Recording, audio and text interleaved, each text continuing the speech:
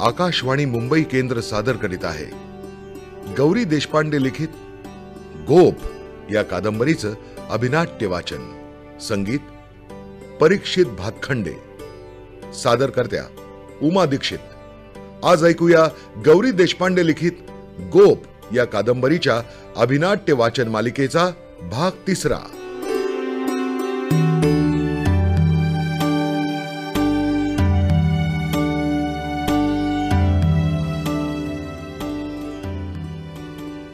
श्रोते हो, सर्वसाधारणपणे कथा कादंबऱ्यांमध्ये सापडणारा आयुष्य जसं नाही तसं दाखवण्याचा अट्टाहास गौरी देशपांडे यांच्या कादंबऱ्यांमध्ये अजिबात नसतो. प्राप्त परिस्थितीत माणसं जसं निखळ वास्तववादी विचार करू शकतात तसाच विचार करणाऱ्या व्यक्तिरेखा हे गौरी देशपांडे यांच्या कादंबऱ्यांचं वैशिष्ट्य. त्याचा प्रत्यय गोफमध्येही येतो. वसुमती आणि मा यांच्याशी आपली गेल्या 2 भागात ओळख झालेली आहेच. माचा मुलगा आणि वसुमतीचा नवरा सुलक्षण याचा मृत्यू दोघींनीही अतीव दुःखाने पण अत्यंत समंजसपणे स्वीकारलाय. या दुःखासह जगायचंय हेही त्यांना माहिती आहे. पण या दुःखाला अंजारण्या गोंजारण्याचा त्यांचा स्वभाव नाही. म्हणूनच सुलक्षण गेल्यावर वसुमती माहेरी आईकडे राहतेय खरी, पण तिथे आपल्याला आता सन्मान नाही याची तिला जाणीव आहे. पण तिथेही उच्च शिक्षित आणि आजपर्यंत अत्यंत दर्जेदार आयुष्य जगण्याचा अनुभव असूनही वसुमती आपल्या पायरीनी शक्य तितकी घरातली कामं करून राहण्याचा प्रयत्न करतेय. पण तिला ही कोंडी फुटायला हवीये. आदित्य तिचा मुलगा हॉस्टेलवर राहतोय. त्याचं वय असं आहे की आता त्यालाही त्याच्या आयुष्यात आईची गैरवाजवी लुडबुड खपणार नाही. हे मानसशास्त्रीय सत्य तिला मान्य आहे. अर्थार्जनासाठी भंतेंकडे ती काम करतेय, पण ते कायमचं नाही हेही तिला ठाऊक आहे. या सगळ्या गुंतावळ्यातून सुटण्याचा एकच मार्ग म्हणजे माकडे गावी सुलक्षणच्या घरी जाऊन राहणं. पण कसं होणार हे? सासूशी आजपर्यंत नसलेला संवाद अचानक सुरू कसा होणार हे काही तिला कळत नाहीये. पण लवकरच हा गुंता सुटणार आहे. कसा ते ऐकूया.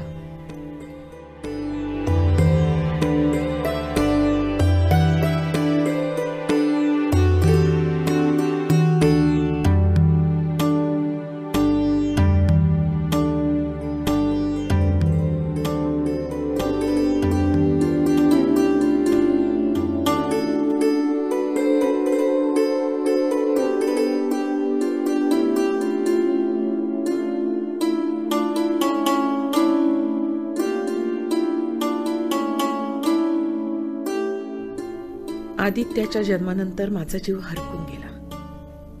आनंद आनंद झाला.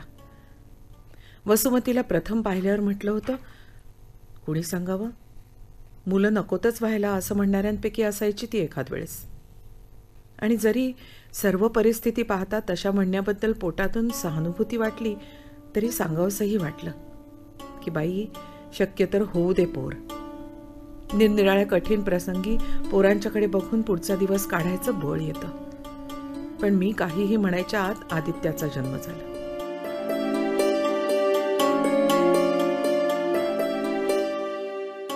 जीवाला आनंदानं पंख फुटले, पण हेही तिच्यासमोर दाखवलं नाही. खरं सांगायचं तर इतकी वर्ष हट्टानं दूर सारलेल्या आशेला सुद्धा जराशी जागा दिली की त्या मुलाकडे पाहून सुलक्षणमध्ये काही बदल होईल.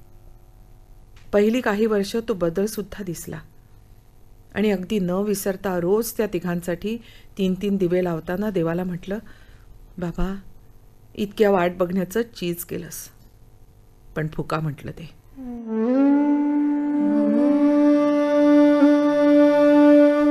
3-4 वर्ष सुद्धा टिकला नाही तो आनंद. आणि मग पुन्हा वाट बघणं सुरू झालं. ते त्या दिवसापर्यंत. त्या दिवशी कुणापुढे धाय मोकली नाही इतकंच काय, पण गळाला बघणारी टिपं पण आवरली. केवळ टिपं गाळली नाहीत म्हणून एकुलत्या मुलाच्या पुढ्यात येऊन ठेपलेल्या मृत्यूचं मला दुःख झालंच नाही असं वाटून घेणारी मूर्ख माणसं नाहीत माझी सारी. त्यांना पाहून आवरलेली मनातच गाळलेलीही समजली त्यांना. तरी सारी वाट बघत होती की काय कुणास ठाऊक.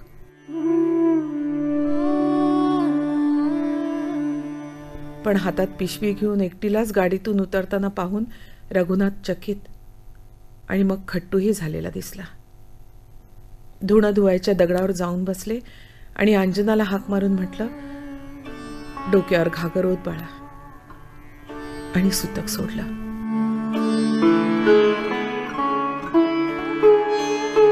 तेव्हाही माझ्या चेहऱ्याकडे बघून सर्वजण गप्प झाले. काय सांगायचे त्यांना वसुमती काय काय म्हणाली आणि तिनं काय केलं ते. माझ्या कुशीत दडलेल्या आदित्याला कसं काय इतकं कडक बोलू शकली. मी चटकन दूर झाले. मनात म्हटलं, माझा कुणी नाही का तो? माझ्याकडे राहायला येणं म्हणजे का कुणाच्या तोंडाकडे पाहणं? स्वतःच्या हक्काच्या घराकडे पाठ फिरवून त्यानं काय मामा मामीकडे आश्रितासारखे तुकडे मोडायचे? पण गिळून टाकलं सारं. शहाणपण दुसऱ्या कुणाच्या सांगण्यानं येत नाही. चोपण जमिनीवरून पाणी वाहूनच जाणार. आईकडल्या रखरकाटानं मन तडकून भळी पडल्या म्हणजेच शहाणपणाचं पाणी मुरेल त्याच्यात. सुलक्षणच्यात बदल करायचं काम जसं मला जमलं नाही, तसंच तो वसुमतीच्यात करायचं जमणार नाही असं म्हणून सगळं गिळून टाकलं. गेली 50 वर्ष मिळून गिळलेल्या शब्दांचा हिशेब मांडला तर महाभारत होईल एक.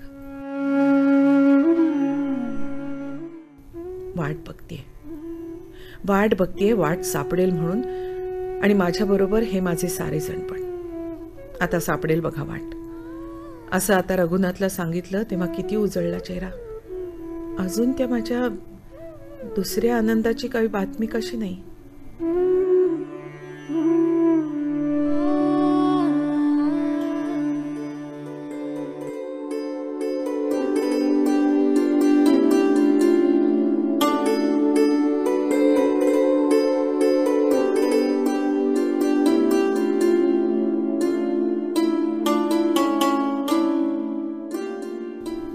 येत्या महिन्यात जर मुंबईचा गाळा विकला गेला नाही तर दिवाळीच्या सुट्टीत आदित्यबरोबर तिथे राहता येईल. नाहीतर एखाद्या खोलीचा लहानसा फ्लॅट तरी बघायलाच हवा. मामाकडे त्याचा निभाव लागायचा नाही.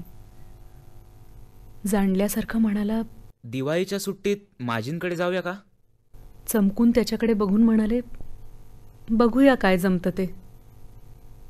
आणि तसा तोडलेला विषय त्यानं पुन्हा काढला नाही. सुलक्षणचा 13वा उरकता क्षणीच जायची तयारी करून माजी म्हणाल्या होत्या, कधी कसली गरज पडली तर बोलवून घे, नाहीतर सरळ उठून घरीच ये. त्यांच्या पाया पडून तोंडानं हो म्हणताना मनात म्हटलं होतं, कशाला? म्हणजे आपल्या मुलाचा लावला तसाच माझ्याही मुलाचा निकाल लावायला. 18-19 वर्षांची असताना उच्च शिक्षणाचं निमित्त करून आपण घरातून पळ का काढला हे जसं मी सुलक्षणला कधी सांगितलं नव्हतं, तसंच 20-22 तो का घरदार शेतीवाडी सोडून मुंबईला आला ते त्यांनाही मला सांगितलं नव्हतं. माय लेकरात काय तेढ होती त्याचा सुगावा कधी लागला नव्हता. त्याची तब्येत बऱ्यापैकी ठीक होती तेव्हा आदित्य शाळेत जायच्या अगोदर वर्षाकाठी 5-6 वेळा तरी माजींकडे जाऊन भेटून येत असू. सासवा सुनांचं जमायचं तितपत आमचं जमतही असे, पण त्या सुलक्षणशी किंवा तो त्यांच्याशी बसून कधी काही बोलताना पाहिलं नव्हतं.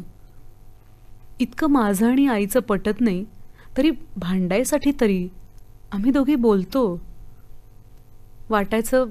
अशा मौनापेक्षा ते पत्करलं. आता ते मौनव्रत चालवणारा सुलक्षणच नाहीसा झाल्यावर माजींशी माझं नातं काय उरलं होतं. त्याची बॅग हातात घेऊन उभ्या राहिलेल्या आदित्यकडे हसून बघत त्या म्हणाल्या होत्या, आणि तू पण शुंभा, मुक्यासारखी मान डोलवू नकोस. पत्र टाक आणि सुट्टीत ये. आईला घेऊन ये. काय? येईन ना माझी. म्हणून माझ्याकडे न बघताच तो बाहेर पडला होता. इतक्या धावपळीचं आणि बऱ्याच अंशी मानहानिकारक आयुष्य पत्करून तातडीनं मुंबई सोडून इथे का आले याचं मनाला सरळ स्पष्टीकरण सापडत नव्हतं. कसंही करून तिथून निघालंच पाहिजे असं सारखं वाटत राहिलं हे मात्र खरं. तिथली दुःख, तिथली माणसं, अगदी जसपालसुद्धा, तिथली कामं सारं नजरेआड करायची नुसती निकड लागली होती. इथे कशी का होईना पण आई बहिणींची सोबत होती. मनासारखं काम मिळवता आलं होतं. दर शनिवारी नाहीतरी महिन्यातून 2-3दा आदित्य भेटत होता. तिथे त्या घरात राहून येणारा एकलेपणा, आठवणी, नको नको झालेले सुलक्षणचे सहकारी आणि त्यांचे खोटे दुखवटे, हे सारं सहन करायची ताकद उरली नव्हती. ते घर विकून वारेमाप पैसा मिळेल आणि त्यातला काही आपल्या हाती लागेल असा भाई बहिणींचा हिशेब नसेलच असं नव्हे, पण अजून तरी माझ्या सुलक्षणच्या घराकडे केवळ एक गुंतवणूक म्हणून बघणं जमत नव्हतं. अडीअडचणीला विकायचंच आहे इतपत धाव होती, पण तिथे राहूनही जमण्यासारखं नव्हतं. सगळीकडून आयुष्य तुंबल्यासारखं झालं होतं. त्याला वाट कुठून सापडणार आहे?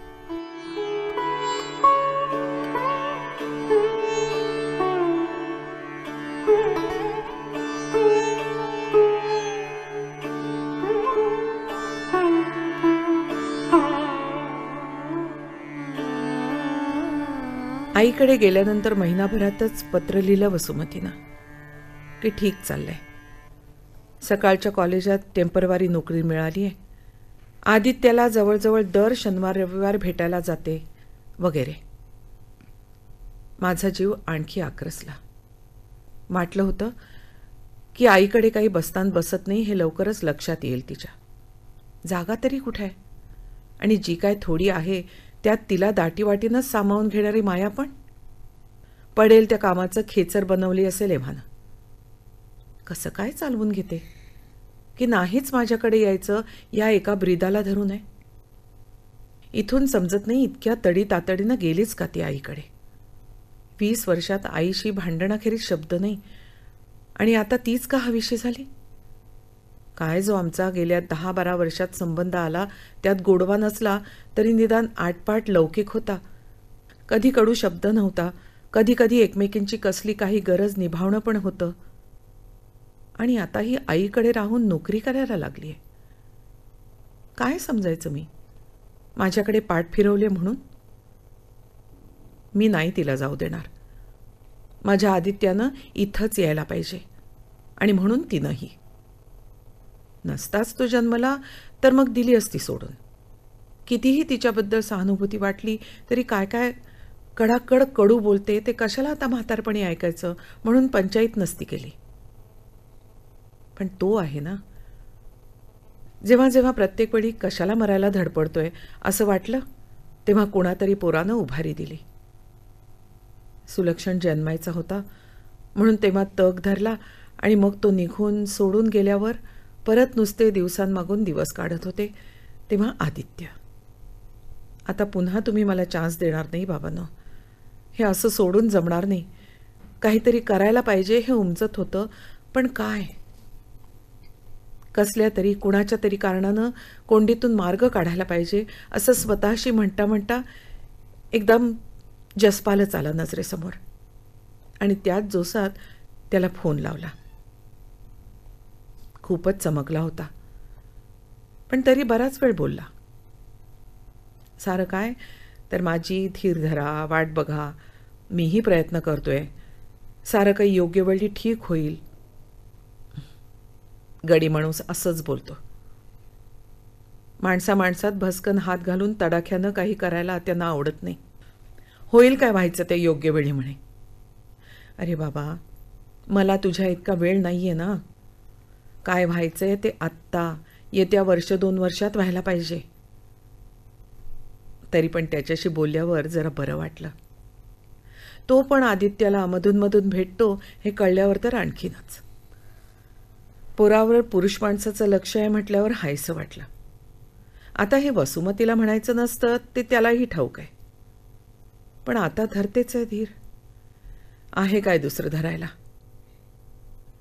या बाबांना सांगितलं त्या बाबाला जरा यश द्यायला. गंमत आहे काय? कोण कुठला तो जसपाल? त्याच्या शब्दांनी मला का बरं वाटावं? पण सुलक्षणला असेच पाठीराखे भाऊ लाभले. आनंदा, जसपाल, युवरा. चांदीच्या ताटात सगळं सुग्रास अन्न वाढून पुढं आलेलं काल आथडलंच बाबा. या प्रश्नाचं उत्तर कधी सापडलं नाही. आयांना कधी ते सापडतं का? पण ते नाहीतरी आता दुसरं आणखीन महत्वाचं उत्तर सापडलंय, हे काय कमी?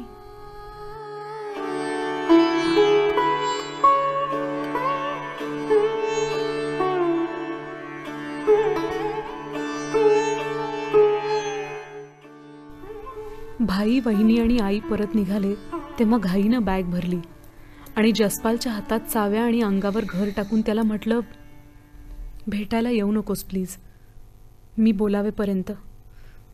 सॉरी. त्यानंही काही न म्हणता नुसती नकारार्थी मान हलवली. ते एक बरं केलंस असं आई म्हणाली तेव्हा आपण ते बरं केलेलं नाही अशी खात्रीच पटली. पण नकारार्थी मान हलवण्यापलीकडे मीही काही म्हटलं नाही. ज्या एखाद दुसऱ्या शनिवारी मी जात नसे तेव्हा कधीतरी तो आदित्यला भेटून जाई हे मग कळलं. आणि अखेर 2-2.5 महिन्यांनी फोन करून म्हणाले, जसपाल, तू आदित्यला भेटायला जाताना थांबून मलाही उचलत जा. आणि मग कितीतरी दिवसांनी त्याचं ठसकल्यासारखं हसणं कानावर पडलं आणि तो म्हणाला, हा निघालोच मी. जणू काय तो निर्ढावलेला खुनी असावा अशा सुरात त्याला दारात बघताच आई बहिणींनी पटापट आतल्या खोलीत जाऊन दार बंद केलं आणि ओठांना जराशी मुरड घालत तो म्हणाला, खरी कॉफी आणि ती बनवायचं साहित्य इथं नसणारच, तेव्हा आदरातिथ्य विचारू नकोस, आधी चल तू. आणि स्वतःचा आगळा चोचला म्हणून मुद्दा म्हणून ठेवलेली नेसकॉफीची बरणी त्याच्या पुढे नाचवत म्हणाले, मुळीच नाही, तुझा इथं पाहुणचार करायचा मला हक्क आहे. हा मुद्दा घोटवायला तरी तुलाही प्यायला लागेल. त्या विकेंडला आदित्यला खरी मजा आली असं वाटत राहिलं. बाप्यांना बापेधार जिणे. कधी कधी पुसटशी वाटून जाणारी हळहळ जरा तीव्रतेनं वाटली. आपल्याला मुलगी का नाही झाली? तडकाफडकीत चंबू गबाळ आवरून मी त्यांच्याबरोबरच परत आले म्हणता आई भाई वहिनींची अडचण झाली असणार. अगदी रात्री आईनं कुठं झोपायचं इथपासून निर्णय त्यांनाही तडकाफडकीच घ्यावे लागले. अखेर तिला मुलांच्या खोलीत धाडून मला बसायच्या खोलीत जागा करून दिली. भाचे चांगलेच नाराज झाले म्हणून मी म्हणाले, आई तू पण झोप ना इथेच. तर आई म्हणाली, तुला 5 वाजता उठून कामाला लागायला लागेल, इतक्या लवकर मी नाही बाई उठणार. आणि माझा सगळा दिनक्रम त्या एका वाक्यात ध्यानात आला. पण त्या धबडग्यातही मनाला शांती होती. कोण काय म्हणतं त्याकडे दुर्लक्ष करून काम करत राहायचं, या सरळ व्यवहारात सुटका होती. कामापलीकडे मी या कुणाचं काही देणं नाही या विचारात आतून स्वातंत्र्य होतं. या घराशी सुद्धा काही लागेबांधे नव्हते. ज्या घरी लहानाची मोठी झाले ते लहान पडतं म्हणून विकून टाकून दादाच्या वाढत्या संसाराला साजेसा पुरेसा मोठा गाळा आईनी घेतला तेव्हा खट्टू झाले होते. पण अशा काय मोठ्याशा प्रिय आठवणी होत्या लहानपणच्या तरी. मुलाचा उदो उदो करणारी, माझ्या जन्मानंतर वर्षभरात बाबा वारले म्हणून मला सतत पाण्यात पाहणारी आई, लहर लागली तर पिटून काढणारा पण लहर लागली तर मायाई करणारा भाई. बाई ग, कसं व्हायचं या पोरीचं? ना पाठी बापाचं बळ, ना रंग, ना रूप, परत पांढऱ्या पायाची. कुणाच्या तरी गळ्यात बांधून टाकतील गिरिजाबाई. रॉकेलशी नाही गाठ पडली म्हणजे मिळवली. अशा भंपक सहानुभूतीच्या तुकड्यांच्या जोरावर आपलंसं करून तरतरेचे प्रश्न विचारणाऱ्या आयाबाया.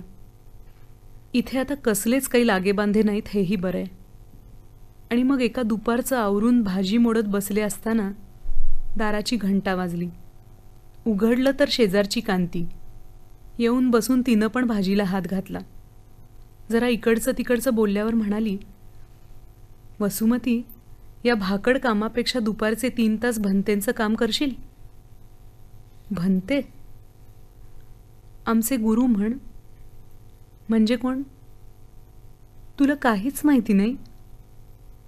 नाही. जरा आठ्या घालून बघत कांती म्हणाली, आम्ही बौद्ध आहोत. माझं नाव विमल कांती. आणि ती थांबली. पण तिच्याकडे बघत म्हणाले, हं. सुस्कारा सोडत कांतीनं विचारलं, कुठल्या जगात राहतेस बाई तू? आणि मग स्वतःच्याच जगात स्वतःच्याच प्रश्नात गुंतून पडल्याची लाज वाटून म्हणाले, मग सांग ना, मी एक अडाणीच आहे. मग कांतीनं काय काय सांगितलं. भन्ते म्हणजे कोण, त्यांचं स्थान, अधिकार, व्यासंग, विद्वत्ता काय, त्यांना आता आलेल्या अंधत्वामुळे लेखनिकेची पडलेली गरज, आणि मुख्य म्हणजे नुसती लेखनिक नाही तर कॉम्प्युटरचं थोडं ज्ञान असलेली, आणि म्हणून कांतीचा हा प्रस्ताव. इतकं सगळं बोलून होतंय तो आईची वामकुक्षी संपली. तिला बाहेर आलेली बघताच उठून मी म्हणाले, बाई साई, मी चहा टाकते आणि मग बोलायचंय जरा. तिघींपुढे कप आल्यावर म्हणाले, दुपारची नोकरी आणली आहे कांतीनं. ताशी 50 रुपयांनी 3 तास काम केलं तर मिळतील तेवढ्या पैशात मला वेगळं घर करता येईल. इथे नाहीतरी अडचणच आहे. तुमच्या चांगुलपणावर किती काळ विसंबून राहायचं. खेरीच आदित्यही. आईनं नुसतंच माझ्या तोंडाकडं पाहिलं पण उत्तर केलं नाही. जरा वेळानं कांतीच म्हणाली, आणि तुम्हालाही आणखी एक घर, जायला यायला. तेवढाच मुद्दा उचलून आई म्हणाली, मी कुठे घराबाहेर पडते कधी. पण मग घेऊ का काम. तू तुझी मुख्त्यार आहेस बाई, काहीही कर. मला मजा वाटली. 18-19व्या वर्षी मुंबईला MSW करायला जाऊ का म्हटलं तेव्हा हेच उत्तर केलं होतं, आणि आता 20 वर्षांनी तेच. इथं आहे तोवर स्वयंपाकाचं बघेन ठरल्याप्रमाणे. 5:30-6ला आले तरी संध्याकाळच्या जेवणांना उशीर नाही व्हायचा. बास, मग काय अडतंय, असं कांती म्हणाली. तेव्हा तिच्या बोलण्यात खोच असावी की काय अशा शंकेनं तिच्याकडे पाहिलं, पण ती खाली बघून मटार सोलत होती.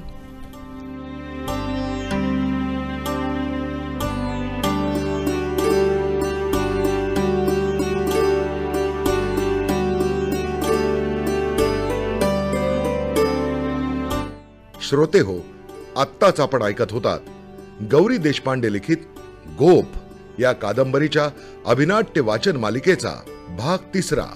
संगीत परीक्षित भातखंडे. यातील भूमिका आणि कलावंत: वसुमतीच्या भूमिकेत सोनाली कुलकर्णी, जसपाल तुषार दळवी, आदित्य मोहित गोखले आणि माच्या भूमिकेत रोहिणी हट्टंगडी. निर्मिती सहाय्य वैभवी झरेकर. सादरकर्त्या उमा दीक्षित. ही आकाशवाणीच्या मुंबई केंद्राची निर्मिती होती.